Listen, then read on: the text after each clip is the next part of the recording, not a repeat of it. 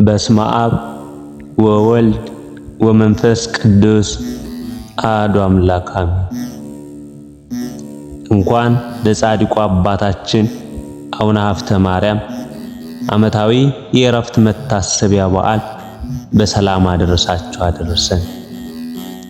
ጻድቁ አቡነ ሀብተ ማርያም ተወልደው ያደጉት ሸዋ የራዊ ውስጥ ሲሆን አባታቸው ፍሬ ብሩክ እናታቸው ደግሞ ቅድስት ዮስና ትባላለች። በተለይ ቅድስት ዮስና እጅግ ደመግቡ ምጽዋትን ወዳጅ ብሩክት ሴት ነበረች።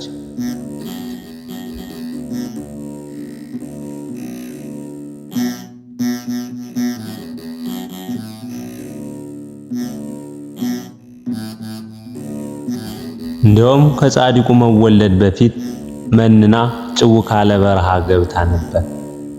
ነገር ግን የበቃ ባይታዊ አግኝታ ከማኅፀንሽ ደግ የሥላሴ ባሕርይ ያለና ተመለሽ እንደገና ተመልሳለች። ጻድቁን ወልዳ ሳድጋም እንደገና መንና በተጋድሎ ኑራ 7 አክሊላትን ተቀብላ አርፋለች። ወደ ጻድቁ ዜና ሕይወት ስንመለስ አቡነ ሀብተ ማርያም ገና ሕፃን እያሉ ከእናታቸው ጋር ቆሞ ሲያስቀድሱ እግዚኦ መሐረነ ክርስቶስ ሲባል ይሰማሉ። ይህችን ጸሎት በሕፃን አንደበታቸው ይዘው ሌሊት እየተነሱ ማረን እባክህን እያሉ ይሰግዱ ነበር። የ5 ዓመት ሕፃን እንዲህ ሲያደርግ ማየቱ በእውነት ይደንቃል። ትንሽ ከፍ ብለው በእረኝነት ሳሉም ፍጹም ተሐራሚና ጸዋሚ ነበሩ።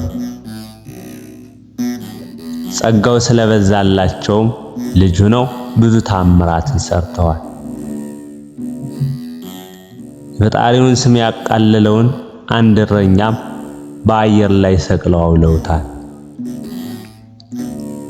ከዚያ በኋላ ግን ለአካለ መጠን ሲደርሱ ወደ ትምህርት ቤት ገብተው መጻሕፍትን አጥንተው መንነዋል።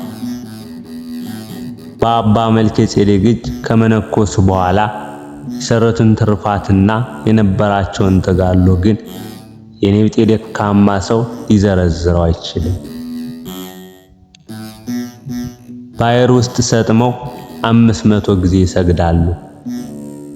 በየቀኑ 4ቱን ወንጌልና 150ውን መዝሙረ ዳዊት ይጸልያሉ። በ40 ቀናት ቀጥሎም በ80 ቀን አንዴ ብቻ ምግብ ይመገባሉ።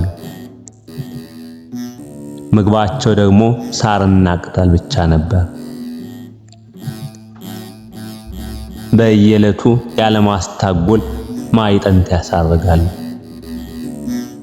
ዘወትር በንጽህና ቅዱስ ሥጋውን ይበላሉ፣ ክቡር ደሙን ይጠጣሉ።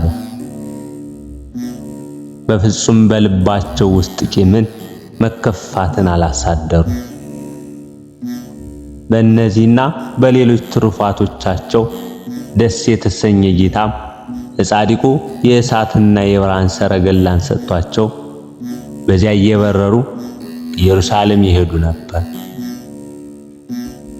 ከብዙ የተጋሉ ዘመናት በኋላ የክብር ባለቤት መድኃኒታችን ክርስቶስ አእላፍ መላእክትን አስከትሎ መጥቶ እንዲህ አላቸው።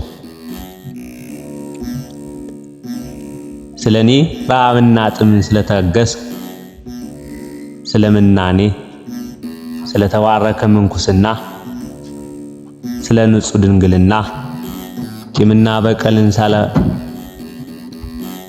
በቀልን ስላለመያዝህ፣ ስለ ንጹሕ ክህነትህና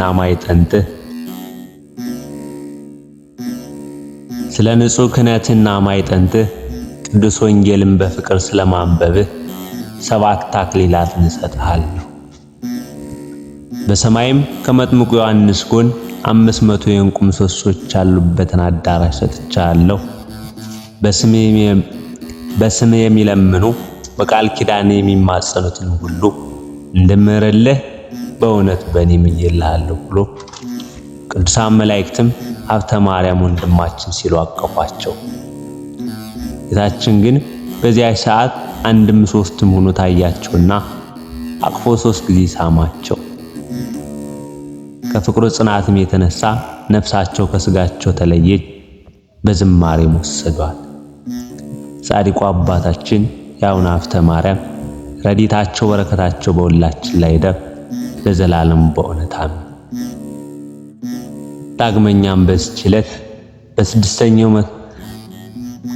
ዳግመኛም በስድስተኛው መቶ ክፍለ ዘመን ናግራን የክርስቲያኖች ሀገር ነበረች። የሳባ ግዛትን የእኛ ነገሥታት ሲተዋት ተተካው ፊናስ ደግሞ ጨካኝ አይሁዳዊ ነበርና ናግረንን ሊያጠፏት እንሆ ተመኘ።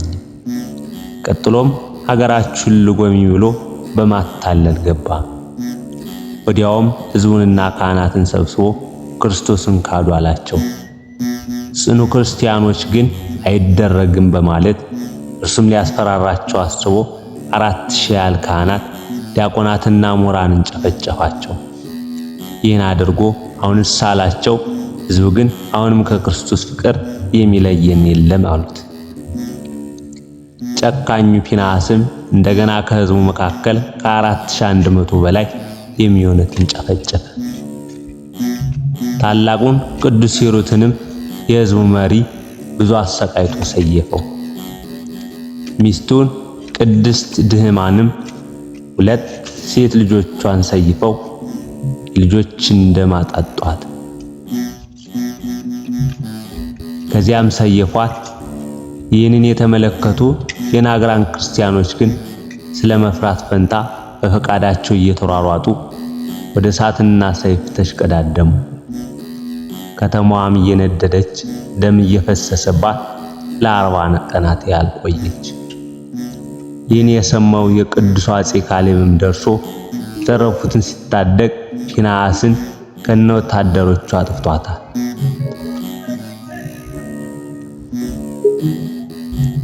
ይህን የሰማው ቅዱስ አፄ ካሌብም ደርሶ የተረፉትን ሲታደግ ፊናስን ከነ ወታደሮቹ አጥፍቷታል። አምላከ አበው በሰማያት ጣዕመ ፍቅራቸውን፣ ክብራቸውን፣ ጸጋ በረከታቸውን ይክፈለን ለዘላለም በእውነት አሜን።